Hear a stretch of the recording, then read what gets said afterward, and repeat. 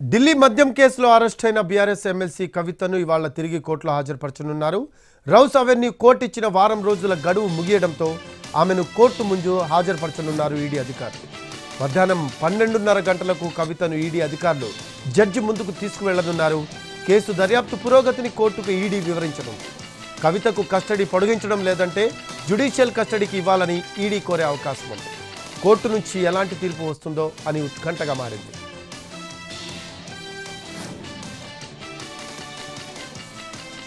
రెండు రోజుల అధికార పర్యటనకు ప్రధాని మోడీ భూటాన్ వెళ్లారు. అక్కడ రెండో రోజు పర్యటిస్తున్నారు. శుక్రవారం భూటాన్ ప్రధాని దాషో షెరింగ్ తొగ్బేతో ప్రధాని మోడీ ద్వైపాక్షిక చర్చలు జరిపారు. పునరుత్పాదక ఇంధనం, వ్యవసాయం, పర్యావరణం, పర్యాటకం తదితర రంగాల్లో సహకారాన్ని మరింత పెంపొందించుకోవడంపై అవగాహన కుదుర్చుకున్నారు.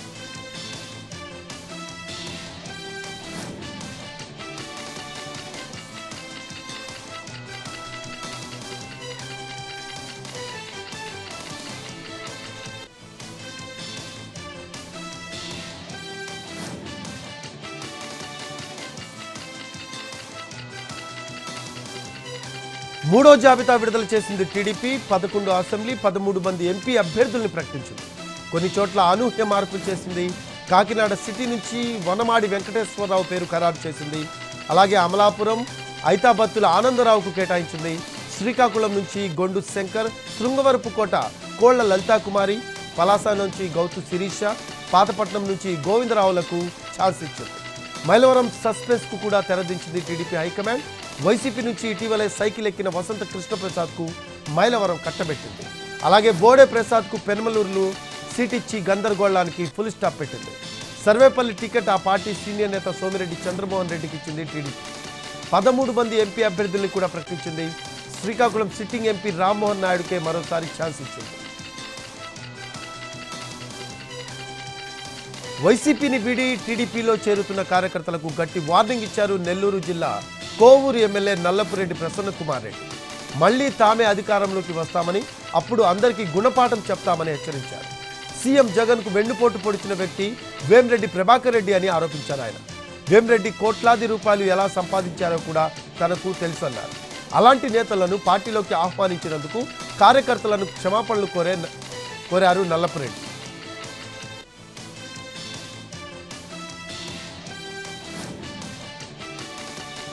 తెలంగాణలో 6 ఎమ్మెల్యేలకు హైకోర్టు నోటీసులు ఇచ్చింది. దానం నాగేందర్, కోవా లక్ష్మి, మాగంటి గోపీనాథ్, కూనంనేని సాంబశివరావు, మధుసూదన్ రెడ్డి, ఎన్ఎం శ్రీనివాసులు రెడ్డికి హైకోర్టు నోటీసులు ఇచ్చింది. ఎన్నికల్లో తప్పుడు అఫిడవిట్లు సమర్పించారంటూ వీరిపై హైకోర్టులో వేరువేరుగా పిటిషన్లు దాఖలయ్యాయి. ఈ పిటిషన్లపై విచారణ జరిపిన ధర్మాసనం 6 ఎమ్మెల్యేలకు నోటీసులు ఇచ్చింది.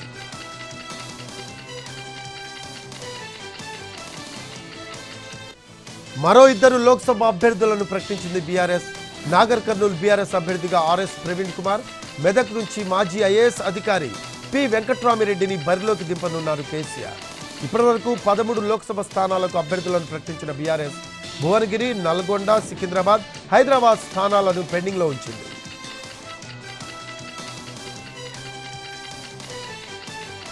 జనసేన పార్టీ అధ్యక్షుడు పవన్ కళ్యాణ్ తాను పోటీ చేస్తున్న పిఠాపురం నియోజకవర్గం నుంచే రాష్ట్ర స్థాయి ప్రచారానికి శ్రీకారం చుట్టనున్నారు. పవన్ కళ్యాణ్ జనసేన నేతలతో సమావేశమయ్యారు. ఎన్నికల ప్రచారానికి సంబంధించిన ప్రణాళికపై చర్చించారు. అలాగే పూజలు నిర్వహించారు. అనంతరం వారాహి వాహనంలో ప్రచారానికి బయలుదేరాలని పవన్ నిర్ణయించారు.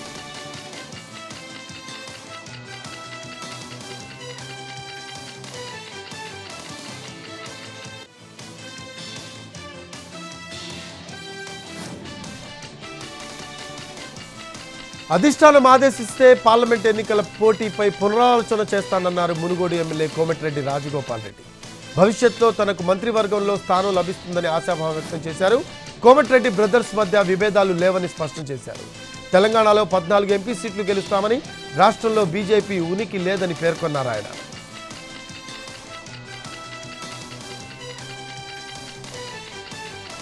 విశాఖలో డ్రగ్స్ కంటైనర్ పట్టుబట్టంతో ఏపీలో రాజకీయ ప్రకంపనలు రేగుతున్నాయి. డ్రగ్స్ పై పార్టీల మధ్య డైలాగ్ వార్ పిక్స్ కు చేరింది. మీరంటే మీరే కారణమంటూ నేతలు కౌంటర్స్ పేలుస్తున్నారు. ఫలితంగా ఎన్నికల వేళ మత్తు రాజకీయం మరింత వేడెక్కింది. ఈ డ్రగ్స్ వ్యవహారంపై వైసీపీ తీవ్రంగా స్పందించింది. ఎన్నికల ముందు 25,000 కేజీల డ్రగ్స్ కంటైనర్ పట్టుబట్టడంతో ఇది ప్రజలకు పంపిణీ చేసేందుకు తెచ్చారా అన్న కోణంలో దర్యాప్తు జరపాలని సూచించింది. ముఖ్యంగా ఎన్నికల్లో లబ్ధి కోసం చంద్రబాబు ప్రయత్నించే అవకాశం ఉందన్న అంశాన్ని ఈసీ దృష్టికి తెచ్చారు వైసీపీ నేతలు.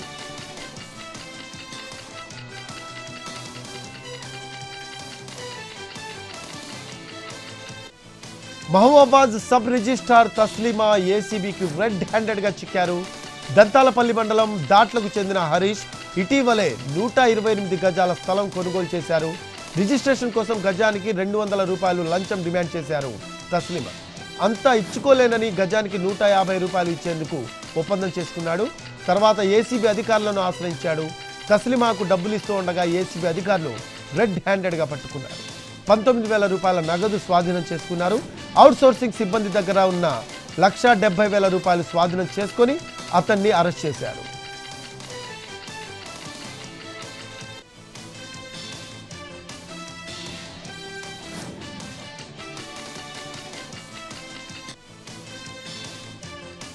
సికింద్రాబాద్ బగారా రెస్టారెంట్లో అగ్ని ప్రమాదం జరిగింది. నూడిల్స్ చేస్తున్న క్రమంలో ఒక్కసారిగా మంటలు చెలరేగాయి. చిమ్నీలో మంటలు రావడంతో అగ్ని ప్రమాదం జరిగింది. ప్రమాదంలో ఎవ్వరికీ ఏం కాలేదు. ప్రాణ నష్టం తప్పింది. ఘటనా స్థలికి చేరుకొని మంటలను అదుపు చేసింది అగ్నిమాపక సిబ్బంది. హైదరాబాద్ శివారులో భారీగా డ్రగ్స్ పట్టుబడ్డాయి. ఐడిఏ బొల్లారంలో భారీగా దాదాపు 9 కోట్ల రూపాయలు విలువ చేసే మాదక ద్రవ్యాలను డ్రగ్ కంట్రోల్ అధికారులు స్వాధీనం చేసుకున్నారు. ఇంటర్పోల్ సహకారంతో బొల్లారంలో డ్రగ్స్ రాకెట్ను గుట్టురట్టు చేశారు. స్థానికంగా డ్రగ్స్ తయారు చేస్తున్నట్లు సమాచారం అందడంతో పిఎస్ఎన్ మెడికేర్ ప్రైవేట్ లిమిటెడ్ కంపెనీలో అధికారులు సోదాలు నిర్వహించారు. నిషేధిత డ్రగ్స్ తయారు చేస్తున్నట్లు గుర్తించి 9 కోట్ల విలువైన 90 కిలోల మెపిడ్రిన్ డ్రగ్ను స్వాధీనం చేసుకున్నారు.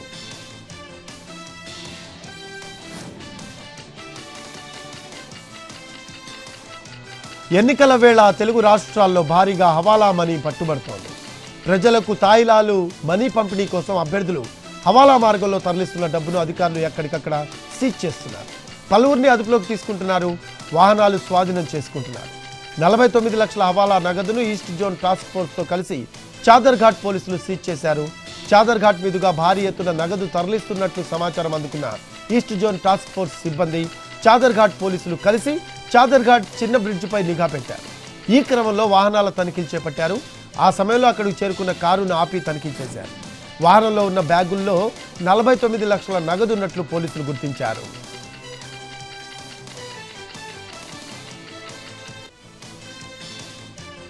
పార్వతీపురం మన్యం జిల్లా మేరంగి జంక్షన్ సమీపంలో రోడ్డుకు అడ్డంగా ఏనుగుల గుంపు తిష్టవేశాయి. పంటలను ధ్వంసం చేస్తూ అమాంతం రోడ్డుపైకి ఏనుగుల గుంపు రావడంతో ప్రజలు భయాందోళనకు గురయ్యారు.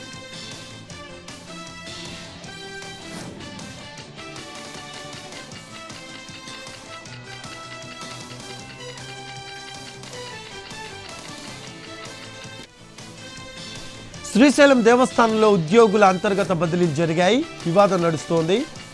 ఏఈఓ స్థాయి నుంచి కాంట్రాక్టు ఒప్పంద ఉద్యోగి వరకు 32 మంది బదిలీలయ్యారు. నూతనంగా బాధ్యతలు చేపట్టిన డీఈఓ రమణమ్మ, ఏఈఓ పర్యవేక్షకులకు విధులు కేటాయింపులు చేశారు. పరిపాలన సౌలభ్యం కోసం అంతర్గత బదిలీ చేసినట్లు ఈఓ పెద్దిరాజు ఉత్తర్వులు జారీ చేశారు.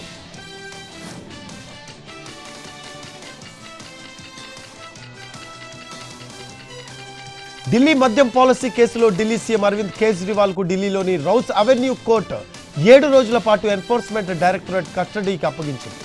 విచారణ నిమిత్తం కేజ్రీవాల్ ను 10 రోజుల పాటు కస్టడీకి ఇవ్వాలన్న ఈడీ విజ్ఞాపనను పరిగణలోకి తీసుకున్న ధర్మాసనం ఈ నెల 28 వరకు కస్టడీకి అనుమతినిచ్చింది.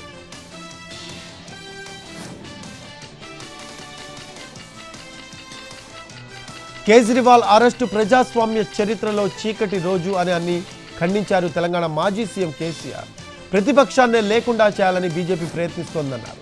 ఇటీవల జార్ఖండ్ మాజీ సీఎం హేమంత్ సోరెన్, మొన్న ఎంఎస్సీ కవిత అరెస్టు ఘటనలే ఇందుకు రుజువు అని అన్నారు ఆయన. దర్యాప్తు సంస్థలను బీజేపీ పావుగా వాడుకుంటోందని మండిపడ్డారు కేసీఆర్.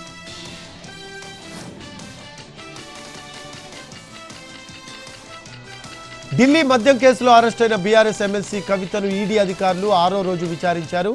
శుక్రవారం సాయంత్రం ఆమెను అరెస్ట్ చేసిన ఈడీ మరుసటి రోజు రౌస్ అవెన్యూ కోర్టులో హాజరుపరిచింది. న్యాయస్థానం ఆమెను వారం రోజుల పాటు ఈడీ కస్టడీకి అప్పగించింది. నిన్న ఆమెను కుమారుడు కలిశాడు. మరోవైపు కవితకు బెయిల్ ఇవ్వడానికి సుప్రీంకోర్టు నిరాకరించింది. కవిత రాజకీయ వ్యక్తి అయినందున ఆమె పిటిషన్ను నేరుగా స్వీకరించలేమని, బెయిల్ ఇవ్వలేమని స్పష్టం చేసింది. ట్రయల్ కోర్టును ఆశ్రయించాలని తేల్చి చెప్పింది.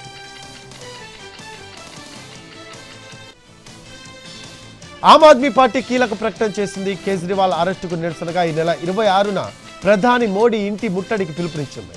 అలాగే ఈ ఏడాది పార్టీ శ్రేణులు హోలీ జరుపుకోకూడదని నిర్ణయించింది. ఇవాళ ఢిల్లీలోని షాహిదీ పార్క్లో దేశాన్ని కాపాడుతామంటూ ప్రతిజ్ఞ నిర్వహిస్తామని తెలిపారు ఆప్ నేతలు.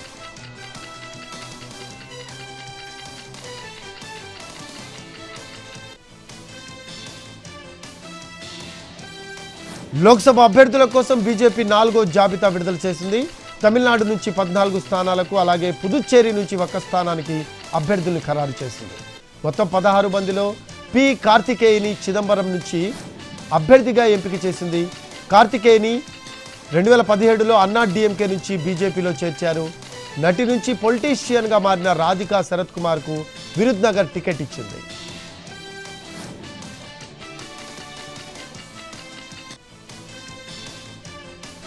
ఢిల్లీ సీఎం అరవింద్ కేజ్రీవాల్ అరెస్టుపై ఇండియా కూటమి భారత ఎన్నికల సంఘానికి ఫిర్యాదు చేసింది. ఈడీ అధికారాన్ని బీజేపీ దుర్వినియోగం చేస్తుందని ఫిర్యాదులో పేర్కొంది. ఎన్నికల కోడ్ సమయంలో ప్రతిపక్ష నాయకులను అరెస్ట్ చేసి జైల్లో వేస్తున్నారని మండిపడింది. ఎన్నికలు వచ్చినప్పుడల్లా కేంద్ర ప్రభుత్వం ఈడీ, సిబిఐ లాంటి కేంద్ర దర్యాప్తు సంస్థలను అడ్డం పెట్టుకుని ప్రతిపక్ష పార్టీలను వేధిస్తోందని ఇండియా కూటమిని ఎన్నికల సంఘానికి ఫిర్యాదు చేసింది.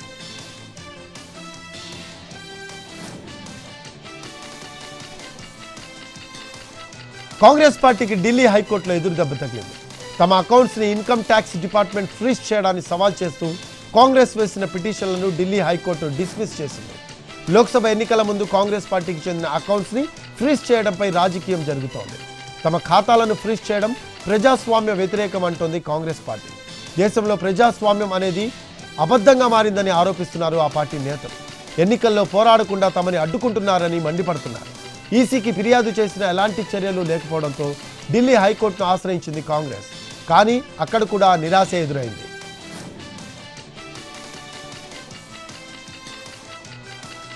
కేజ్రీవాల్ తప్పు చేశారు కాబట్టే అరెస్ట్ అయ్యారని సోషల్ యాక్టివిస్ట్ అన్నా హజారే అన్నారు. తనతో కలిసి లిక్కర్కు వ్యతిరేకంగా మాట్లాడిన కేజ్రీవాల్ లిక్కర్ పాలసీలు తయారు చేశారని మండిపడ్డారు ఆయన. తన సొంత పనుల కోసం పాలసీలు చేశారు, అందుకే ఈడీ అరెస్ట్ చేసిందని మండిపడ్డారు ఆయన. అరవింద్ కేజ్రీవాల్తో కలిసి పనిచేసినందుకు సిగ్గుపడుతున్నట్లు తెలిపారు.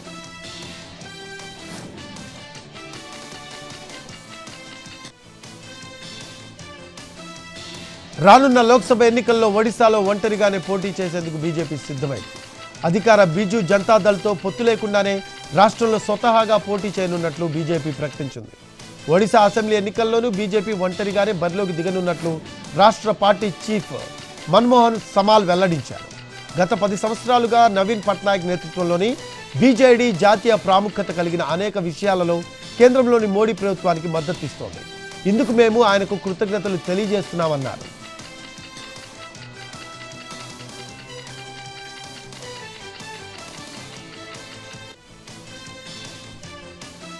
సుప్రీంకోర్టు మొట్టికాయలు వేయడంతో తమిళనాడు గవర్నర్ ఆర్ఎన్ రవి ఎట్టకేలకు దిగొచ్చారు. డిఎంకే నాయకుడు పొన్ముడితో మంత్రిగా ప్రమాణం చేయించారు. రాజ్భవన్లో జరిగిన కార్యక్రమంలో పొన్ముడి మంత్రిగా ప్రమాణ స్వీకారం చేశారు. ఈ కార్యక్రమంలో తమిళనాడు సీఎం స్టాలిన్, కొందరు మంత్రులు పాల్గొన్నారు.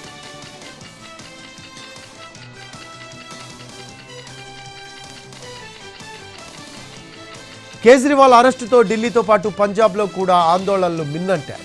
పంజాబ్లోని మొహాలీలో ఆమ్ ఆద్మీ పార్టీ శ్రేణులు పెద్ద సంఖ్యలో రోడ్డెక్కారు. ఆందోళన చేస్తున్న ఆప్ శ్రేణులను అడ్డుకునేందుకు పోలీసులు బ్యారికేడ్లు ఏర్పాటు చేశారు. బ్యారికేడ్లను దాటుకుని దూసుకువచ్చేందుకు ఆప్ శ్రేణులు ప్రయత్నించాయి. దీంతో వారిపై వాటర్ కెనాల్ను ప్రయోగించారు పోలీసులు. దీంతో మొహాలీలో ఉద్రిక్త పరిస్థితి ఏర్పడింది.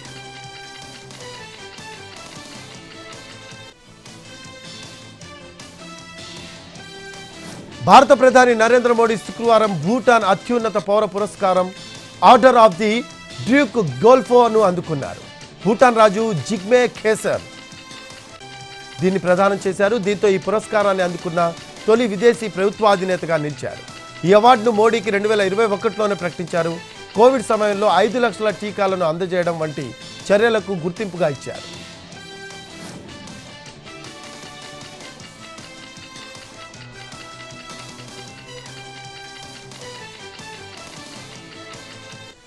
అమెరికా మాజీ అధ్యక్షుడు డొనాల్డ్ ట్రంప్కు న్యాయస్థానంలో ఎదురు దెబ్బ తగిలింది. ఆయన ఆస్తుల జప్తునకు ధర్మాసనం ఆదేశించింది. కోర్టు ఆదేశాల మేరకు న్యూయార్క్ అధికారులు చర్యలు చేపట్టారు.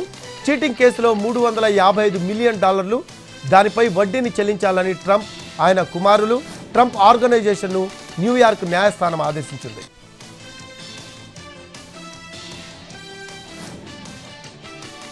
దక్షిణాఫ్రికాలోని పిలానెస్ నేషనల్ పార్కులో జంతువులను దగ్గర నుంచి చూసేందుకు పర్యాటకులకు సఫారీ ట్రక్లను ఏర్పాటు చేశారు. ఓ ఏనుగు వద్దకు వెళ్లగానే వారంతా పెద్ద పెద్ద అరుపులతో కేకలు వేశారు. కోపంతో ఉన్న ఆ ఏనుగు ట్రక్ వద్దకొచ్చి తన తొండంతో పలుమార్లు ఎత్తి కింద పడేసింది. డ్రైవర్ ధైర్యం చేసి ఏనుగును వెళ్లగొట్టడానికి ప్రయత్నించగా కొంతసేపటికి ఏనుగు ఆ వాహనాన్ని వదిలివేసి వెళ్లిపోవడంతో అందరూ ఊపిరి పీల్చుకున్నారు.